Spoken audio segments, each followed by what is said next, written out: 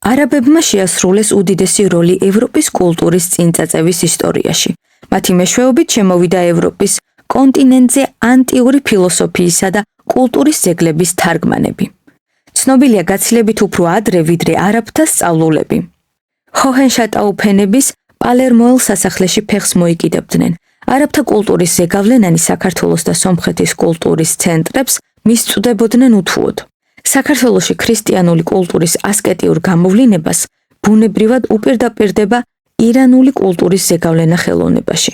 თუ იტალიურ ფერწერაში ჯიოტომ გაბედა ხელოვნებაში არაბუნებრივი სქოლასტიციზმის უარყოფა, რამდენი usახელო ოსტატი მოეპოვება საქართველოს ფრესკოს მხატვრობას, რომელნიც ჯიოტოზე ადრე გვიხატავდნენ რენესანსული სულით გაცოცხლებულ ფრესკებს, ნაციონალური ტემპერამენტით დახატულ მადონებსა და წმინდანების ფიგურებს.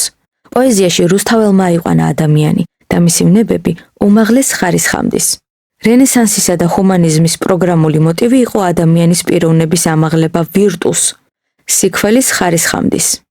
რუსთაველის მთელი პოემის მანძილზე გვესმის ეს მოწოდება სიქველისადმი და ეს ვირტუს მას ესმოდა.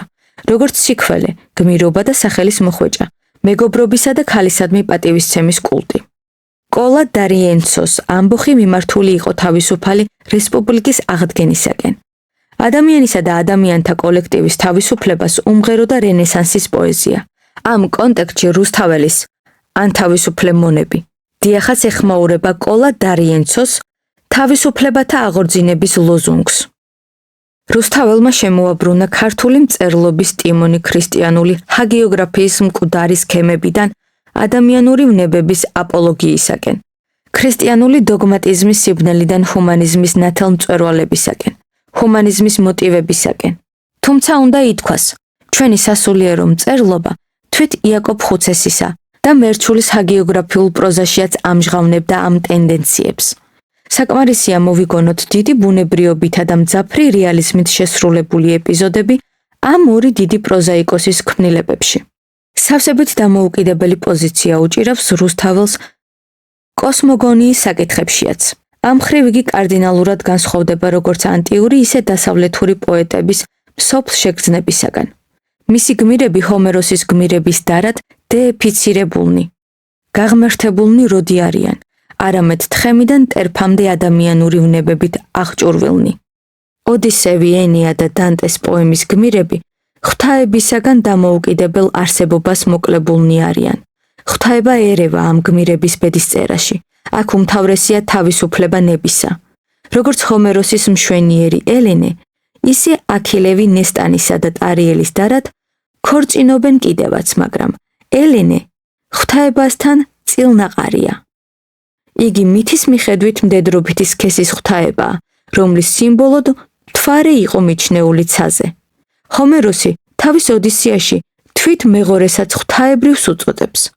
ბეატრიჩეც დეეფიცირებულია დანტეს კოსმოგონიით.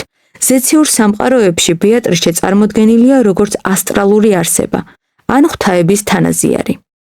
რეალისტური შტრიხები გვხვდება კომედიის მეორე ხარისხოვანი გმირების ფერწერაშიც. ამ ხრით იმდროინდელი დასავლეთის პოეზიაში სავსებით უბადლოა ფრანჩესკას და პაოლოს გამიჯნურების ამბავი ჯოჯოხეთში. თუმცა იგიც უნდა ითქვას, ავთანდილისა და ფატმანის ორგიასტული მიჯნურობის სცენას მაინც ვერ შეედრება ეს ადგილი დანტეს ჯოჯოხეთისა.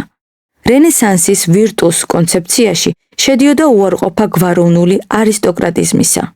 გვაროვნული აზნაურობის ნაცვლად რენესანსმა წამოაყენა სულიერი აზნაურობის პრინციპი ადამიანის პიროვნების პირადი ღირსებისათვის უპირატესობის მინიჭება. მოიგონეთ რუსთაველის სჯობს სახელისა მოხვეჭა ყოველსა მოსახვეჭელსა.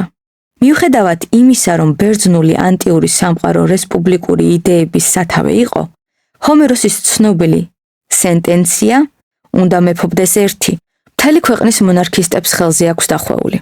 პოლიტიკურად დანტე თავის დემონარქიაში უაღრესად რეაქციული მონარქიული აზროვნების აპოლოგეტია, მისტიურად განწყობილი მოაზროვნე. რუსთაველის დროსთან შეფარდებით, სავსებით რადიკალური აზრია თუნდაც იმის დაშვება, რომ ტარიელი ჰინდოთა მეფის ტახტს წაეპოტინება. ამ იდეამდის ევროპული დემოკრატიული აზროვნება მივიდა, მხოლოდ მას შემდეგ, რაც უბრალო აზნაურთა წრიდან გამოსულმა კაპორალმა ბონაპარტემ საფრანგეთის ყოვლად ქრისტიანი მეფეების გვირგვინი აყიროსავით გადაისროლა ტალახში და იმპერატორის ტახტზე ავიდა თავად.